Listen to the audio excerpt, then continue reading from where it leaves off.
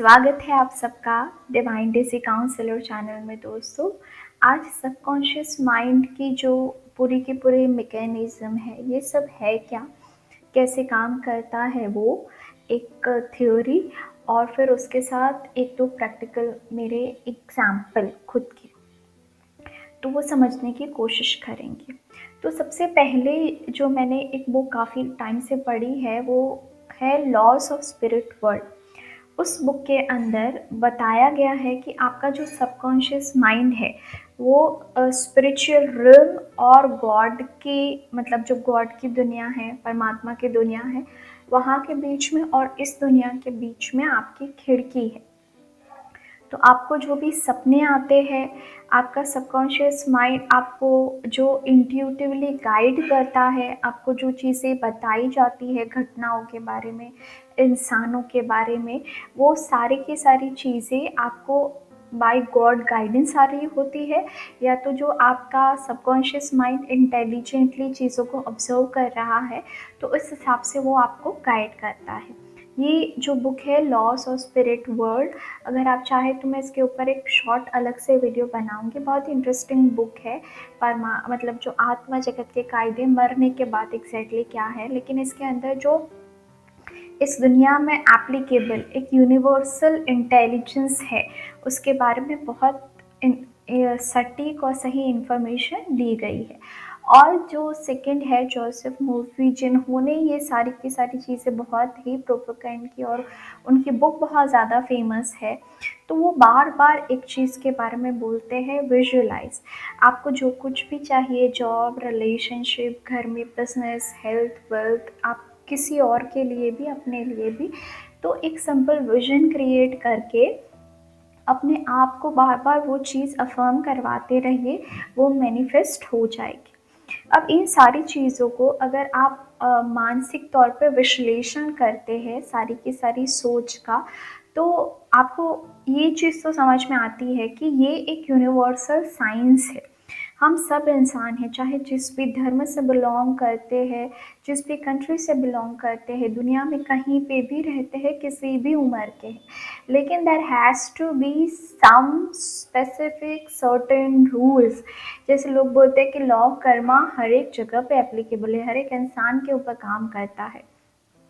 तो वैसे ही मुझे ये जो सबकॉन्शियस माइंड का जो साइंस है वो इसलिए बहुत ज़्यादा इंटरेस्टिंग लगता है, क्योंकि ये सच होने के चांसेस बहुत ज़्यादा है।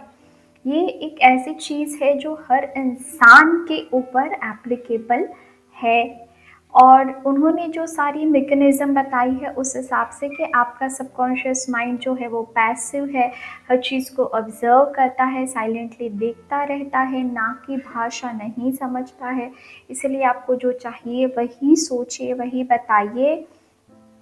और ये आपको जो विज़न दिखाता है ड्रीम्स के थ्रू, उसके ऊपर विश्वास कीजिए, उसके ऊपर एक्शन लीजिए, क्योंकि वही आपकी आत्मा आपको गाइड कर रही है बेसिकली। तो आपका कॉन्शियस माइंड 10% और 90% आपकी लाइफ को गवर्न करता है सबकॉन्शियस माइंड। ये सारी की सारी चीज़ें मैं नहीं बोल रही हूँ, जो भी बुक्स मैंने पढ़ी है, जो भी इंफॉर्मेशन मेरे साथ है, मैं आपके साथ शेयर कर रही हूँ। अब मैं आपके साथ अनुभव जो शेयर करना चाहूँगी वो ये कि आप सबको पता है मैंने पास्ट लाइफ के रिलेटेड एक बुक की लिंक शेयर की थी। उसका मैं आपको आई बटन में लिंक दे दूँगी जिन्होंने नहीं सुना।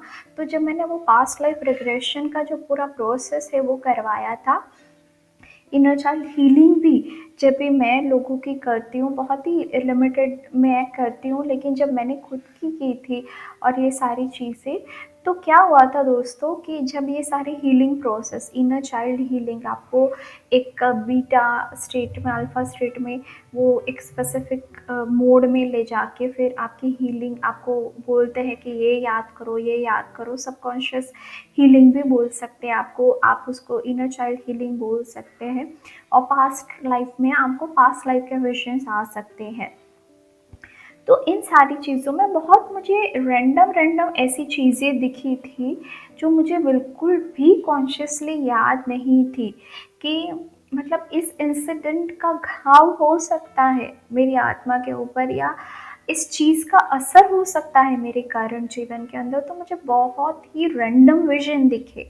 मेरी कॉलेज लाइफ से एक आध बचपन से दिखा था, तो आई वाज़ वेरी लाइक कि ये क्या है? ये कहाँ से दिखा मुझे? तो ये कोई मेरी इमेजिनेशन तो नहीं है कि आप ये हीलिंग कर रहे हैं। तो जो मेरे कोच थे उन्होंने मुझे बहुत सिंपली बताया था कि आपका सबकॉन्शियस वही थ्रो करता है इन सारी के सारे हीलिंग प्रोसेस के दौरान, inner child healing, subconscious wound healing, even counselling. जब कोई इंसान बात कर रहा है तो वो बार बार बार एक ही चीज़ के बारे में जब बात करता रहता है तो वो चीज़ उसके ऊपर हावी है। क्यों हावी है? क्योंकि उसको हील करना ज़रूरी है। तो पास्ट लाइफ में जो भी चीज़ें उभर के आती है वो आपका सबकॉन्शियस में सब स्टोर्ड है। उसमें से सिर्फ ऐसी मेमोरीज थ्रो होती है जहाँ पे आपको हीलिंग की ज़रूरत है, जहाँ पे आपको उसको माफ़ करने की ज़रूरत है, जहाँ पे आपको, जहाँ से आपके इमोशन स्टक है जिसकी वजह से आपके करंट लाइफ के ऊपर गलत या सही जो भी है असर हो रहे हैं। लेकिन आपको आपकी पूरी लाइफ याद नहीं होती, पर कुछ इवेंट याद होते हैं।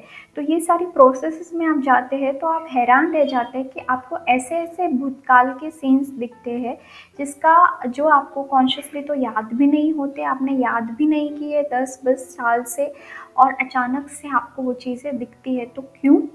क्योंकि वहाँ पे हीलिंग की ज़रूरत है। तो ये मेरा फर्स्ट एक्सपीरियंस, और तो जो मेरे जो करवाने वाले थे उन्होंने बोला था कि यहाँ पे आपका हीलिंग ज़रूरी था, इसीलिए आपके सबकॉन्शियस ने आपको ये चीज़ें दिखाई। कई बार हमें सपनों में भी वो वैसे सीन्स दिखाता है जहाँ पे हमें काम करने की ज़रूरत होती है या कोई फ्यूचर इवेंट्स होने वाले होते हैं। तो वो क्यों हो सकता है? क्योंकि जैसे वो जो आत्मा जगत के कायदे, लॉस ऑफ स्पिरिट वर्ल्ड में बोला गया है कि वो एक खिड़की है, स्पिरिचुअल रिल्म, अलग दुनिया, परमात्मा की दुनिया और हमारे बीच में।